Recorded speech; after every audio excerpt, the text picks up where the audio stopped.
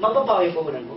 Yes. Kasi yung cellphone nila, pag binili nila sa yung card na yan, yung retailer kung tawagin natin, yung kaibigan mo, pag binenta mo sa kanila yung card, yung cellphone nila, pwede na magbenta ng Globe, Smart, and Sun, and etc. Lahat ng loan. Sa halagang 200, ang tawag sa kanila ay retailer. Ang tawag sa iyo ay dealer. Pag nag-dealer ka, magkano puhunan?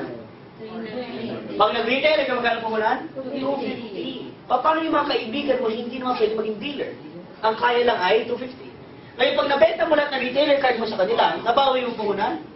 Yes, bawi na. Sa 3988 mo, automatic natanggap mo yung 5,000 pesos. Ngayon, pag nabigita sila sa 250 pesos, pwede kang tumulong sa kanila. Pwede mo gawing 5 years to pay, 0 interest.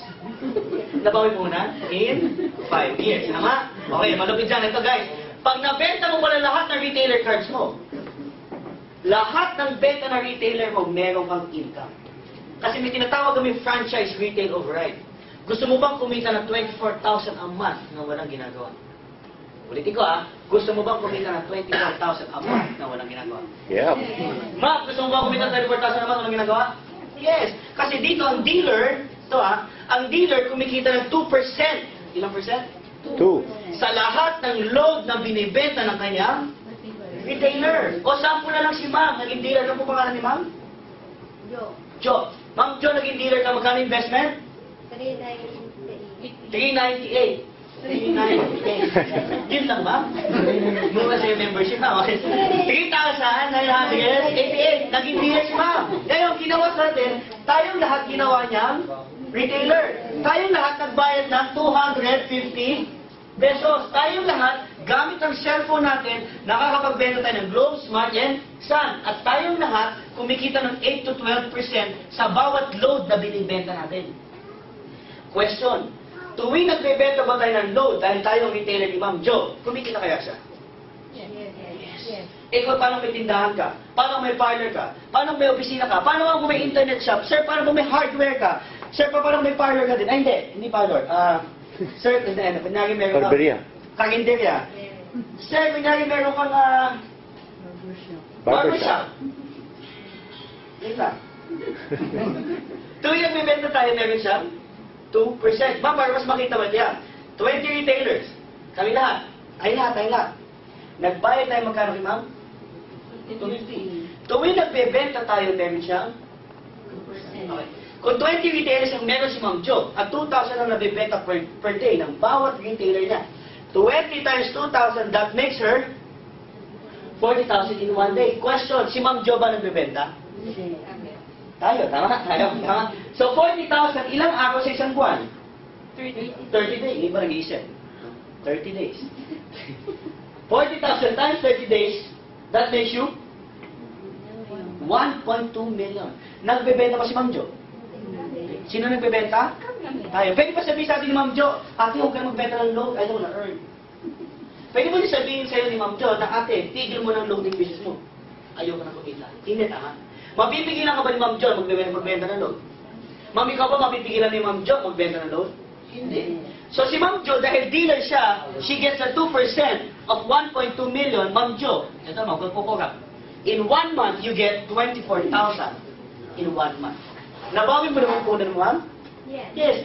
Doon pa lang sa retailer cards, nabawi niya na ang puhunan. E tuwing nagbebenta tayo, meron siya 2%. Maganda po, maganda. Maganda, ma'am. Bakit? Simple. Sa sobrang ganda niya, ma'am, ikaw yung dealer, tama? Ikaw yung dealer, ma'am. Meron kang kaibigan na taga-Paranaque, naging retailer. Magkano binayad? 250. Tuwing nagbebenta siya, meron kang 1 to 2%. Yung kaibigan mo taga-Taguig, naging retailer, tuwing nagbebenta siya, may 1 to 2% ka. Yung kaibigan mo taga-Muntinlupa, nagpagong buhay, nagkaroon trabaho, pagkakitaan, pili ka mo ng retailer card, tuwing nagbebenta siya, may 1 to 2% ka. Lahat ng kaibigan mo sa Pilipinas, ginawa mong retailer. Tuwing nagbebenta sila, meron kang 1 to 2%. Para kang nilalanggam ng pera. So, malanggamin ng pera. Sino ito gusto ng gamin ng pera? Taas kami. Bakit? Ayaw gawin ng gano'n, tama? Kahit sa ayaw sa gusto mo, may bibili ng load. Dito mang kinakagat ka 1,000. 500. Tama? Ang sarap nun. Sabi mo, ang sarap. Ma'am, gusto mo kagaling ng 1,000 araw-araw? Bakit, ma'am? Mapigilan mo na sa load? Hindi. Mapigilan mo yung mga tao na bumibili ng load? Hindi. Mapigilan mo yung mga tao bumibili ng smart? Kung hindi mo kaya pigilan itong mga tao bumibili ng load, mapipigilan mo ba ang income mo? Ang sarap tama. Maganda mo, maganda. Maganda. Pero may mas maganda akong papakita sa inyo. Meron po ba kayong TV sa bahay? Meron po ba kayong TV sa bahay? TV. Sino po may TV? TV. O, kayo lang. Anin lang. O, sumama yung TV, no? Okay. Sa TV po sa bahay, di ba may TV? Ito po yung tsura ng mga TV. Sumama ng TV. No? May antena po siya, no? Okay. Sa television, ang kadalasan nakikita mo dyan, mayroong mga TV commercial, tama? Kadalasan mga endorser. Sino ba endorser ng Jollibee? Agamulak. Minsan ba binabayaran tayo Agamulak? Pag kumaganda Chicken Joy? Sino ba ang endorser ng McDonald's? Sharon. Pag kumaganda si Sharon ng hamburger, million? Sino ba endorser ng San Miguel beer? Manny? Pacquiao. Pag ginawa ka ba ni Manny Pacquiao yung baso o yung bote, million ang binabayaran? Yes, kasi ang tawag sa kanila ay endorser.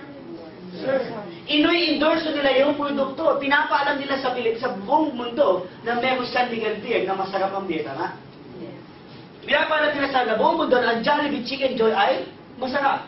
Ano ginagawa nila? Nag-e-endorse. Sabi ng B-Mobile, imbis na kumuha tayo ng endorser o ng artista, ang gagawin natin, yung mga dealers natin, gagawin natin endorser. So starting today, kayo po ay endorser na ng B-Mobile. So starting today, kayo po ang magiging artista ng B-Mobile. So ma'am, starting today, ikaw na si Chris Aquino. Ma'am, starting today, ikaw na si Angel. Sir, starting today, ikaw na si Manny. Ma'am, starting today, ikaw na si Kim. Sir, starting today, ikaw na si Boy. Ma'am, starting today, ikaw na si